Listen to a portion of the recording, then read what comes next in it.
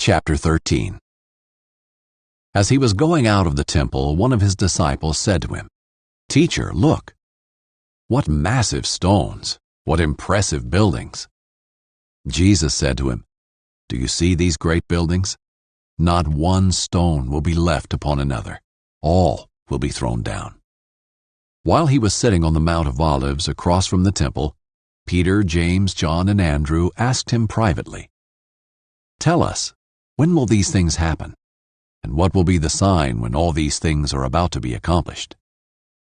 Jesus told them, "Watch out that no one deceives you. Many will come in my name, saying, 'I am he,' and they will deceive many. When you hear of wars and rumors of wars, don't be alarmed. These things must take place, but it is not yet the end. For nation will rise up against nation, and kingdom against kingdom. There will be earthquakes in various places and famines. These are the beginning of birth pains. But you, be on your guard. They will hand you over to local courts, and you will be flogged in the synagogues. You will stand before governors and kings because of me, as a witness to them. And it is necessary that the gospel be preached to all nations. So when they arrest you and hand you over, don't worry beforehand what you will say, but say whatever is given to you at that time, for it isn't you speaking, but the Holy Spirit. Brother will betray brother to death, and a father his child. Children will rise up against parents and have them put to death. You will be hated by everyone because of my name, but the one who endures to the end will be saved. When you see the abomination of desolation standing where it should not be, let the reader understand. Then those in Judea must flee to the mountains. A man on the housetop must not come down or go in to get anything out of his house, and a man in the field must not go back to get his coat. Woe to pregnant women and nursing mothers in those days.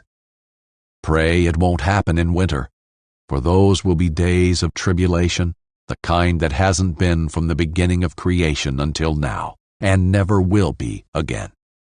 If the Lord had not cut those days short, no one would be saved.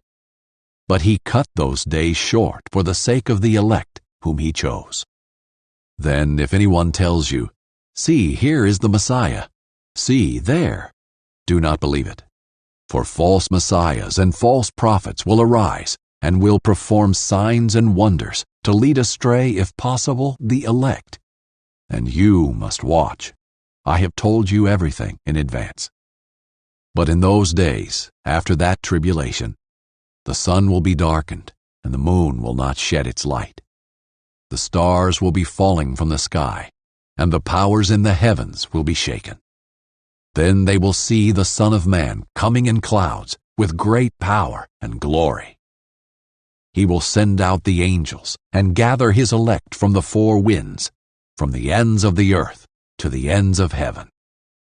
Learn this lesson from the fig tree. As soon as its branch becomes tender and sprouts leaves, you know that summer is near. In the same way, when you see these things happening, recognize that he is near, at the door. Truly I tell you, this generation will certainly not pass away until all these things take place. Heaven and earth will pass away, but my words will never pass away. Now concerning that day or hour, no one knows, neither the angels in heaven nor the Son, but only the Father. Watch, be alert, for you don't know when the time is coming.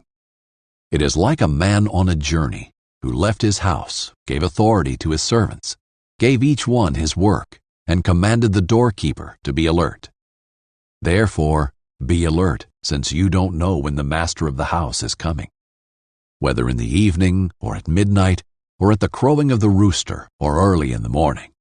Otherwise, when he comes suddenly, he might find you sleeping. And what I say to you, I say to everyone, be alert.